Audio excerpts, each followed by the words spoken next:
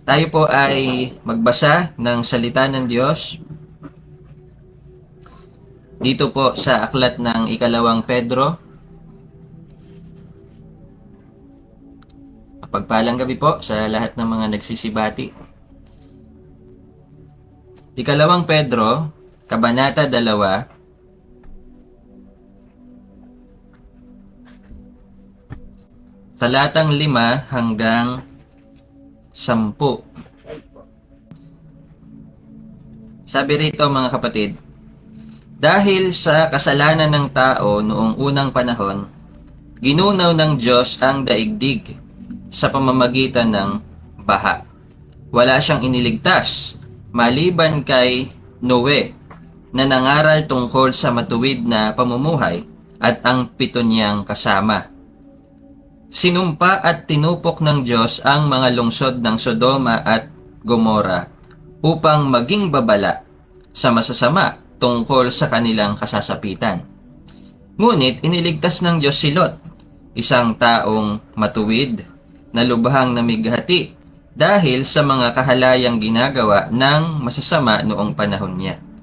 Naghihirap ang kalooban ng matuwid na taong ito sa kasamaang nasasaksihan niya araw-araw habang siya'y nakatira doon.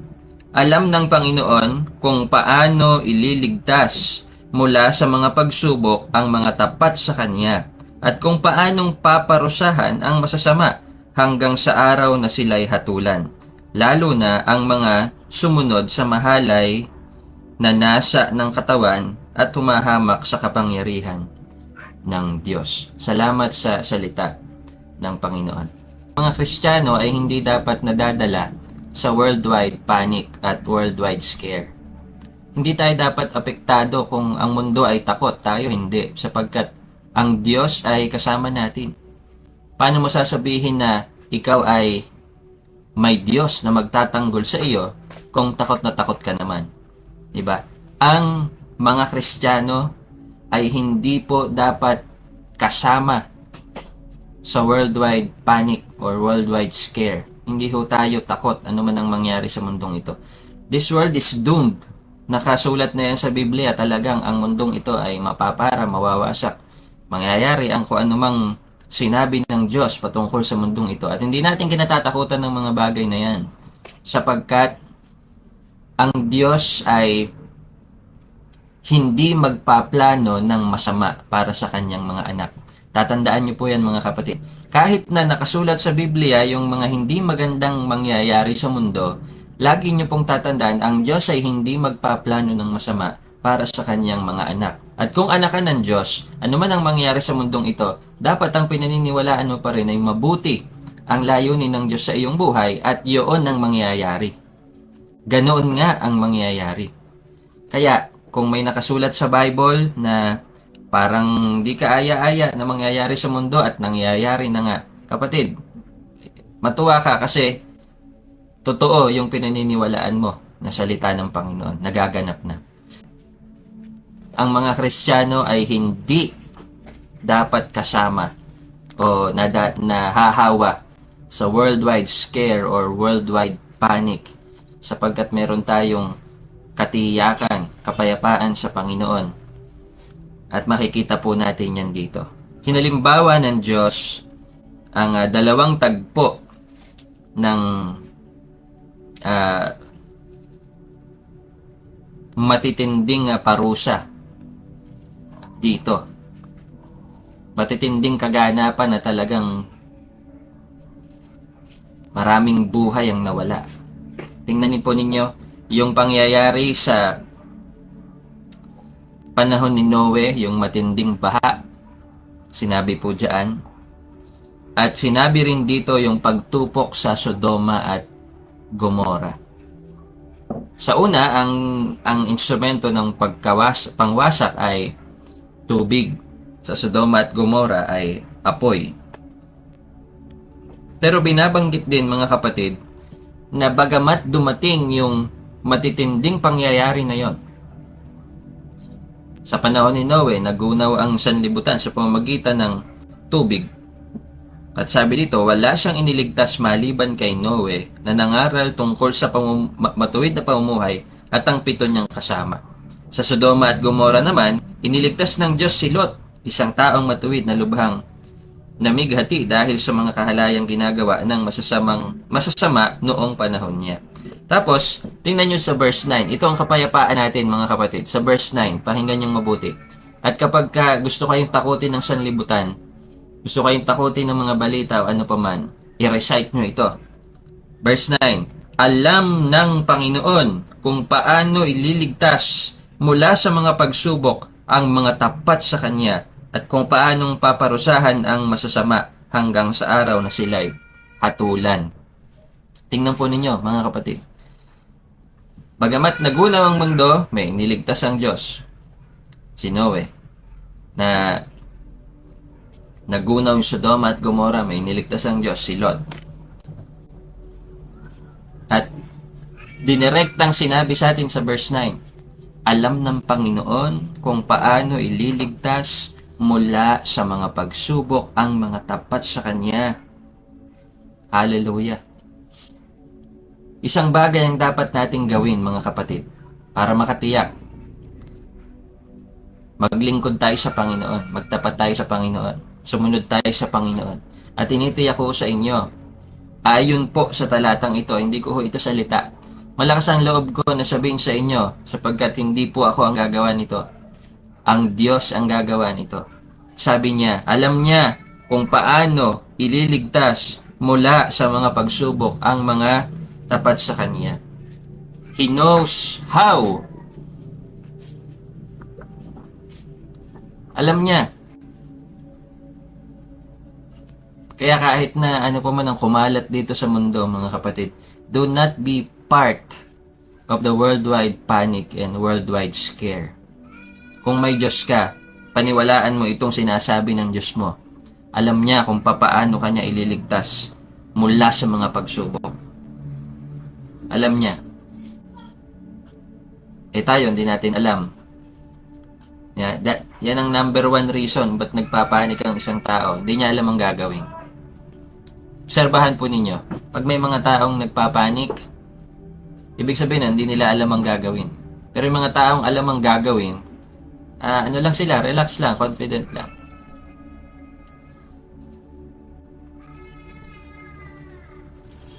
Pero yung mga tarantan-taranta, mga hindi nila alam ang gagawin. Ang Diyos mga kapatid, alam niya. Hindi napapanik ang Panginoon . Alam na niya yan .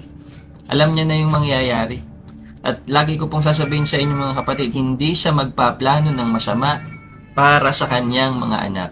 Kung pinahintulutan niya ang pandemic na ito, hindi po ito para saktan ang kanyang mga anak. Marahil may mga Kristiyano na ang naging paraan ng pag-uwi sa langit ay dahil sa sakit na COVID. So what naman? Diba? Ano naman ngayon kung ang naging paraan ng pag-uwi natin sa langit ay COVID-19?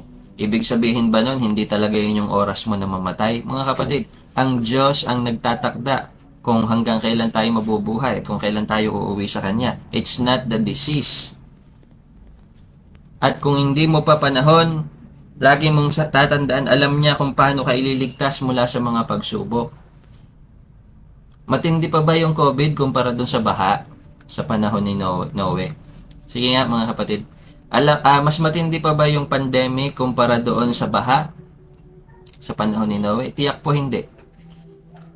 Mas matindi pa ba itong pandemic kumpara doon sa pag-ulan ng apoy sa Sodoma at Gomora? Palagay ko mas matindi yung sa Sodoma at Gomora.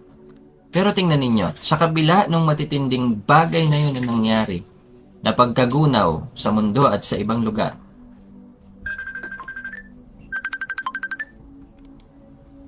may tumatawag sa akin. Wait lang. Sa kabila ng mga pangyayari na yon na matitindi, ay nagawa ng Diyos na magligtas ng mga tapat sa Kanya. Nagawa ng Panginoon na ingatan yung mga nagtatapat sa Kanya.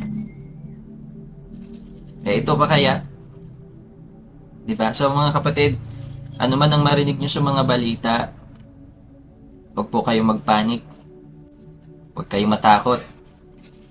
Magtiwala kayo sa Panginoon, maglingkod kayo sa Panginoon. Isipin niyo po, ganito kagaling ang Diyos eh. Sa isang kaban ng bigas, na halo-halo yung mga butil doon. Sabihin mo ng ilang milyong butil yung nando doon. Kita ka pa rin niya doon. Alam pa rin niya na ikaw ay sa Kanya. Sa 7 billion population ng mundong ito, kayang i-pinpoint ng Panginoon kung sino ang sa Kanya.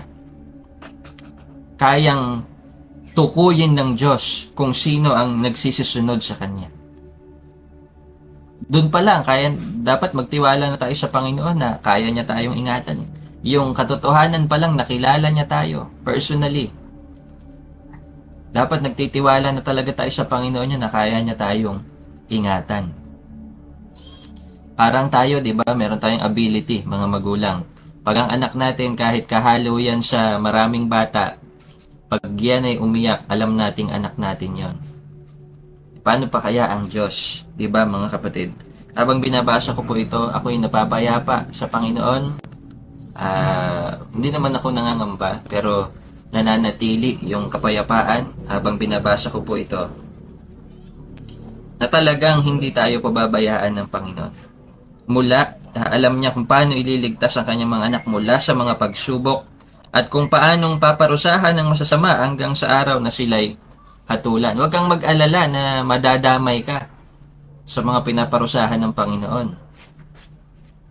Totoo po, ang Diyos ay nagpaparusa. Hindi ho totoo yung aral na ang Diyos ay hindi nagagalit. Ang Diyos ay nagpaparusa.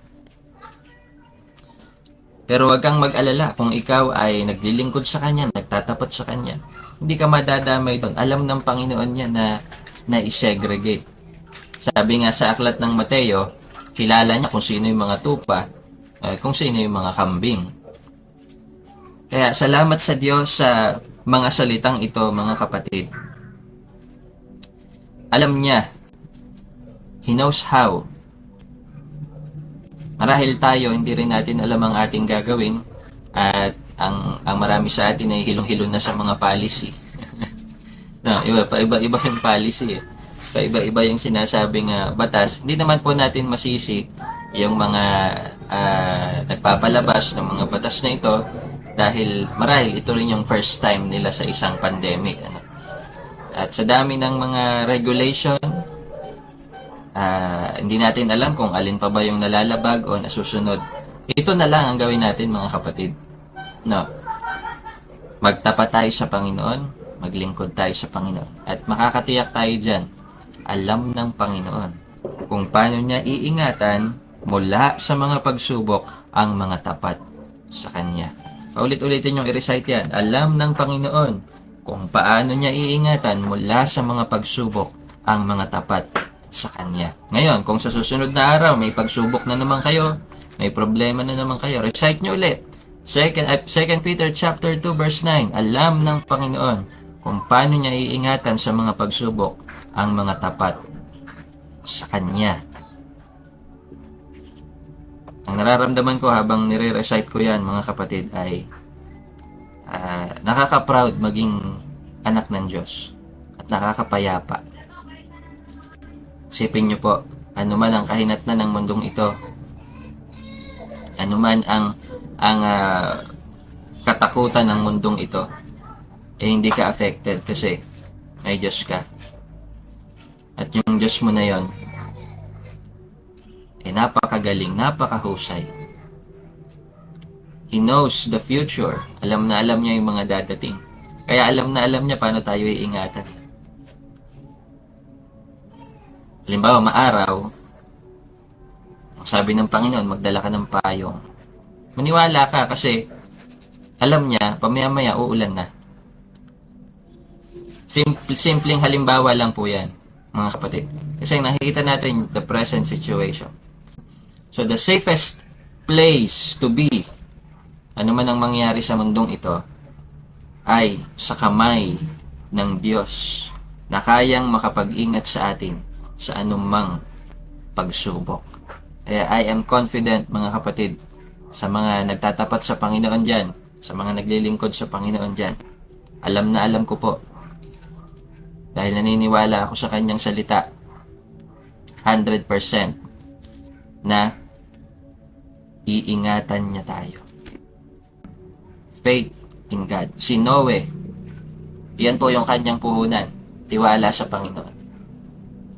Kaya kahit gaano katagal buuin yung ark, hindi siya tumigil. Nagtapat siya dun sa inutos sa kanya ng Panginoon. Kasi may tiwala siya sa Diyos eh. Kahit na napaka-unimaginable na ang buong mundo ay lulubog sa tubig. Kaya may imagine ba natin yan? Buong mundo lulubog sa tubig. Hindi natin may imagine kung paano mangyayari yun. Sinabi ng Panginoon na lulubog sa tubig ang buong mundo. Kaya naniwala si Noe. Kahit gaano kahirap gawin yung napakalaking ark, tinuloy niya kasi nagtitiwala siya sa Panginoon. He knows, alam niya, na yung iniutos ng Diyos na yon ay para maingatan sila, para mailigtas sila.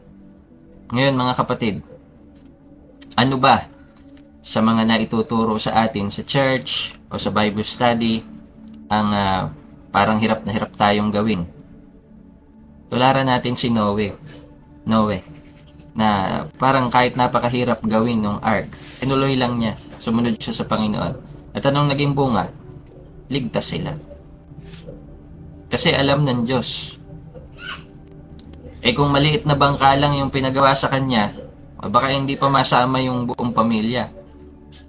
Alam ng Panginoon kung paano niya talaga ililigtas. Sila Lot, bago tayo matapos, nung magugunaw na yung Sodoma at Gomora o ulan ng apoy, ang kabilin-bilinan ng Panginoon doon. Huwag silang lilingon. Huwag silang lilingon doon sa Sodoma at Gomora. Yung asawa ni Lot lumingon, ayun, naging haliging asin. Pero yung mga nagsisunod na huwag silang lilingon, umalis na talaga sila doon, mga naligtas. Napakadali po ng ating trabaho, mga kapatid. Hindi tayo magpapaka-Diyos. Susunod lang tayo sa Diyos. Amen. Hindi tayo ang master planner na kaya nating isipin lahat ng solusyon. Bagamat may ilan tayong mga bagay na alam gawin na sa tingin natin ay makakasolve sa situation, hindi pa rin tayo ganun kasigurado. Pero ang tiyak na bagay, kapag sumusunod ka sa Panginoon, anong sabi doon? Alam niya kung paano niya iingatan sa mga pagsubok ang mga tapat sa Kanya.